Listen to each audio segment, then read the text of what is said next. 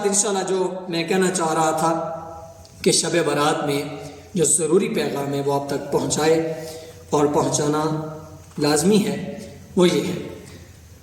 امام زمانہ علیہ السلام دعائے افتتاح جو ہم ماہ رمضان میں پڑھتے ہیں، اس کے اندر ایک دعا ہے، دعا افتتاح کے نام سے ہے، امام زمانہ علیہ السلام نے ہمیں وہ تلقین کی ہے۔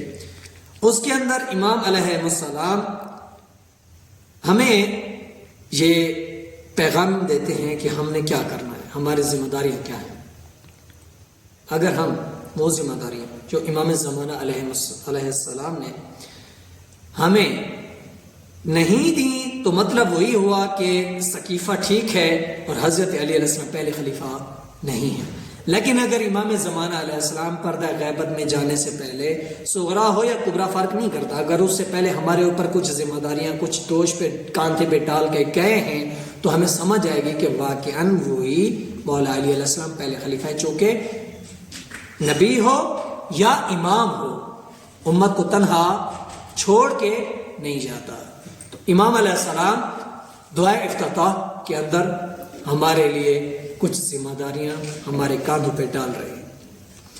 امام زمانہ علیہ السلام اس کے اندر فرماتے ہیں کہ اے میرے شیعو، اے مسلمانوں، اے اسلام کے ماننے والوں، جن کے ہاتھ میں اسلام کا پرچم ہے، تم جوان ہو، تم بچے ہو، چاہے تم بوڑھے ہو، تم حبیب ابن مظاہر کو دیکھو، علی اصغر کو دیکھو، علی قاسم کو دیکھو، علی اکبر کو دیکھو، غازی عباس کو دیکھو اور ویسے ہی قیام کرو۔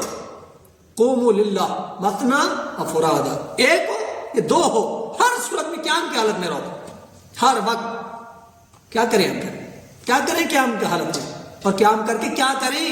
امام زمانہ علیہ السلام فرماتے ہیں کہ جب شب برات آئے، ایک تو تم نے بیزاری کا اعلان کرنا ہے، اور دوسرا کام کیا ہے، دوسرا یہ اللہم انا نرغب الیک فی دولت کریمہ، کہ اے میرے اللہ ہم چاہتے ہیں، رغبت رکھتے ہیں، بڑھ رہے ہیں، قدم بڑھا رہے ہیں، قیام کر رہے ہیں کس چیز کی طرف، الیک فی دولت کریمہ، ایسی حکومت کی طرف جو بالکل کریم ترین حکومت ہو۔ ہم کریم حکومت کی طرف اپنا قدم بڑھا رہے ہیں، رغبت کے ساتھ، دل کی گہرائیوں کے ساتھ، دل کی چاہت کے ساتھ ہم بڑھ رہے ہیں کس چیز کی طرف، حکومت کریمہ کی طرف۔ کون سی؟ جو مدینہ فاضلہ، جو پاکستان کے وزیر اعظم جو گزشتہ تھے ہمیشہ مدینہ فاضلہ کہا کرتے تھے، اس میں کوئی شک نہیں کہ پاکستان کی سرزمین لا الہ الا اللہ کی بنیاد پہ قائم ہوئی ہے، اور یہ جو ہمارے پاس ایٹمی طاقت ہے، ایٹمی توانائی ہے، مجھے 100% خدا کی قسم یقین ہے کہ یہ امام زمانہ علیہ السلام کا سب سے پہلا پرچم جو خانہ کعبہ میں لہرایا جائے گا، سب سے پہلی جو مدد ہوگی، جب سب سے پہلی نصرت کے لیے لوگ جائیں گے وہ پاکستان سے جائیں گے انشاءاللہ۔ کام کیا کرنا ہے؟ کام یہ کرنا ہے، دولت کریمہ، خدا کی حکومت۔ جب زمین خدا کی ہے تو اس کے اوپر خدا کا نظام قائم کرنا ہے، تو اس کے لیے ہم نے کیا کرنا ہے؟ حکومت کریمہ کے لیے ہمیں راہ ہموار کرنی ہے۔ جانتے ہیں کیسے کرنی ہوگی؟ جانتے ہیں؟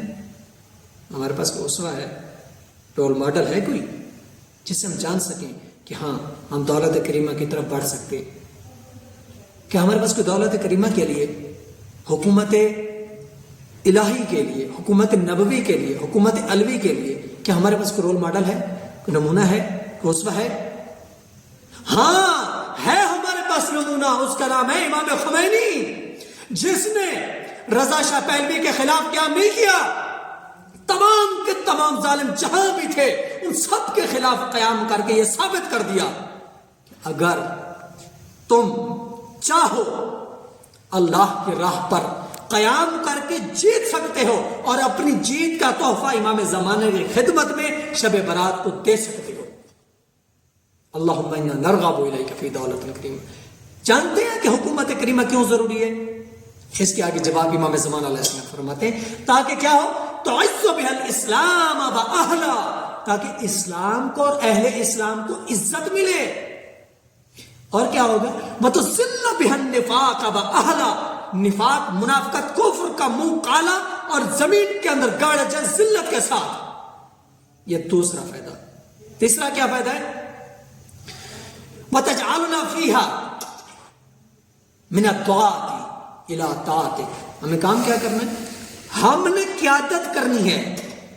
اللہ تعالیٰ ہمیں کیا کرے؟ وتجعلنا، ہمیں بنا دے، کیا بنا دے؟ وتجعلنا فيها، اس حکومت کے لیے کیا کر دے، ہمیں کیا بنا دے، من الدعاء الی طاعتک، کہ ہم تیری فرما برداری اور اس حکومت کی طرف فرما برداری کرنے والوں کو کھینچ کے لیں، قیادت کرتے ہوئے لیں، دعا بلائے ان لوگوں کو، والقادۃ الی سبیلک، اور تیرے راستے کی طرف ہم لوگوں کی رہنمائی کریں،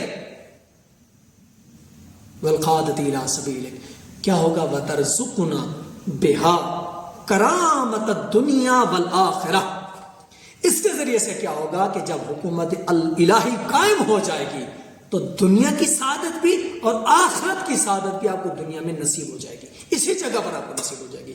اور امام کا ظہور کا مطلب بھی یہی ہے، بس ثابت ہوا کہ ظہور یعنی غلبہ امام زمانہ علیہ السلام، اور اس کے لیے راہ کس نے ہموار کرنی ہے، ہم نے کرنی ہے، جوانوں نے مل کر، اگر ضعیف ہو تب بھی، کمزور ہو تب بھی، لیکن امام زمانے کی راہ کے لیے اگر آپ ہموار کرتے ہیں راستہ تو اللہ اپنی اس ذخیرہ کو، اس بقیت اللہ کو، اپنی اس حجت کو ضرور اس دنیا پہ بھیج دے گا کہ جب دیکھا کہ جب شہید ہو رہے تمام امام تو اللہ نے وہ راستہ روک دیا ائمہ کے آنے کا، اور امام زمانہ علیہ السلام کو ہم سے اوجھل کر دیا کیونکہ ہم لائق نہیں تھے، ہم لیاقت ثابت کریں۔ اللہ تعالیٰ اپنے اس امام کو جو پردہ غیبت میں بیٹھ کر ہمیں دیکھ رہا ہے کہ ہم کب تیار ہوں گے، تو انشاءاللہ وہ ظہور فرمائیں گے۔